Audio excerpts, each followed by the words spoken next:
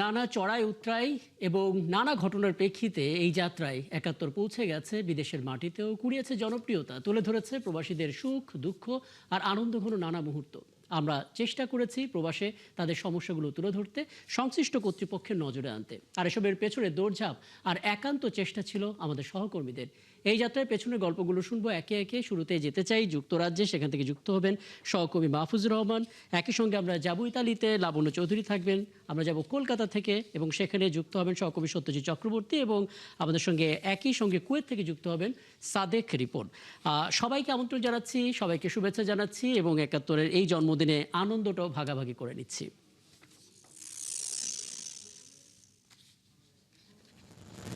মাহফুজুর রহমান, আপনি দিয়ে শুরু করতে চাই।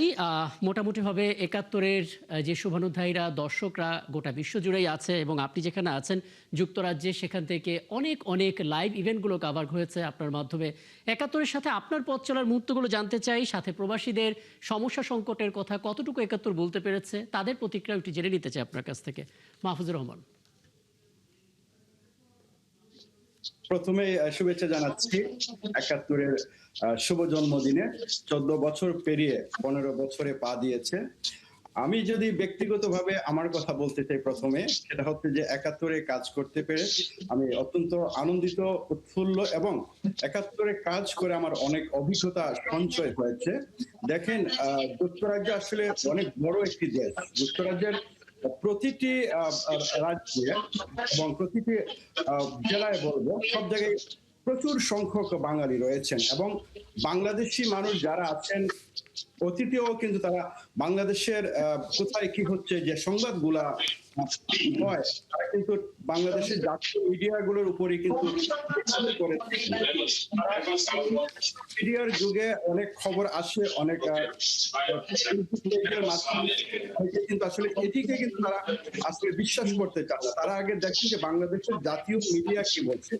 সেই ক্ষেত্রে বাংলাদেশের প্রথম সারির জাতীয় মিডিয়ার যে একটি স্থান দখল করে আছে ৭১ টেলিভিশন, এই ৭১ টেলিভিশনের উপরে অনেক মানুষের কিন্তু আস্থা। তবে বলতে চাই, বিগত আমি বলবো ২০২৪ সালের ৫ই আগস্ট যখন বাংলাদেশের পট পরিবর্তন হয়, এর আগে কিন্তু ৭১ টেলিভিশনকে নিয়ে মানুষের অনেকটা আসলে নেগেটিভ ইম্প্যাক্ট তৈরি হয়ে গিয়েছিল। তারা অনেক সময় রাজনৈতিক যে প্রেক্ষাপট, এই প্রেক্ষাপটে খুশি ছিলেন না বিধায় মনে করতেন যে ৭১ টেলিভিশনে কিন্তু রেগুলেটেড হচ্ছে বিগত যে সরকার ছিল ৫ই আগস্টের আগে আওয়ামী লীগ সরকার কর্তৃক, তখন একটি নেগেটিভ ইম্প্যাক্ট মানুষের মধ্যে তৈরি হয়েছে। এই ৫ই আগস্টের পর কিন্তু কয়েক মাস আমি যখন জয়েন করি, এরপর আমাকে কিন্তু অনেক ব্যাড পেতে হয়েছে। অর্থাৎ আমরা দেখেছি যে মানুষ বলতো যে এত ভালো একটা টেলিভিশন, যার সংবাদগুলো বিশ্বাস করতাম, তারা কিন্তু আসলে রেগুলেটেড হচ্ছে সরকার কর্তৃক। ৫ই আগস্টের পর কিন্তু আমি নিজেও যখন জয়েন করার পরে নিউজ করতে গিয়েছি, আমাকে অনেক খুপের মুখে পড়তে হয়েছে। দেখা যায় যে বাংলাদেশি কমিউনিটিতে আমাদের একটা পরিস্থিতি আছে, যারা চিনতে পেরেছে তারা বলেছে যে না, এখন প্রেক্ষাপট চেঞ্জ হয়েছে, ৭১ আসলে আগের জায়গায়। মাহফুজ, একটু সাধারণ মানুষ যারা এখানে আছেন, কারণ সিলেট তো বটে, গোটা বাংলাদেশের অনেক অনেক বিভাগের মানুষরা আসলে যুক্তরাজ্যে থাকেন, লন্ডনে থাকেন, এবং আপনি বিভিন্ন সময় লাইভ দেওয়ার সময় সেই মানুষদের কথা আমাদেরকে শুনিয়েছেন। আজকে ৭১-এর প্রতিষ্ঠাকালীন মুহূর্ত, যে জন্মদিনটা আমরা সেলিব্রেট করছি, সেই সময়টা দাঁড়িয়ে সেই মানুষগুলো আসলে কি বলছেন প্রবাসীরা?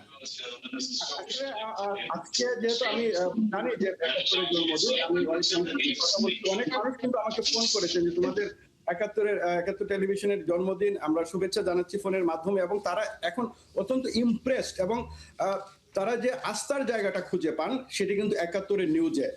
কোনো ইভেন্ট যদি হয়, বিশেষ করে কমিউনিটি ইভেন্টগুলা, তারা চান যে ৭১ যদি আসে তাহলে এই নিউজগুলা কিন্তু আমাদের জাতীয়ভাবে কিন্তু এটা মানুষ এই বিষয়গুলো কিন্তু দেখে। একটা জাতীয় টেলিভিশনে নিউজ হলে কিন্তু রাষ্ট্রের বিভিন্ন পর্যায়ের মানুষ দেখে, এবং এটার জন্য কিন্তু সাধারণ মানুষের একটা আস্থা তৈরি হয়েছে ৭১-এর উপরে।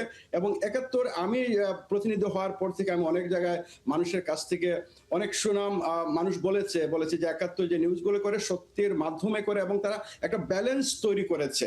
সো ৭১-এর প্রতি সাধারণ মানুষ যারা আছেন তারা কিন্তু অত্যন্ত খুশি, তারা অ্যাপ্রিসিয়েশন করে থাকেন, জন্মদিনের শুভেচ্ছা জানাচ্ছেন এবং একদম তারা একদম আসলে মাহফুজ, আপনি যখন বলছিলেন এই কথাগুলো যখন আমরা শুনছিলাম, সত্যি সেই আশাবাদ আরো জাগছে এবং আরো দায়িত্ববোধ নিশ্চয়ই আমাদের মধ্যেও কাজ করছে। সামনের দিনে আরো জনসম্পৃক্ত প্রতিবেদনগুলো আসলে আমরা তুলে ধরতে পারবো।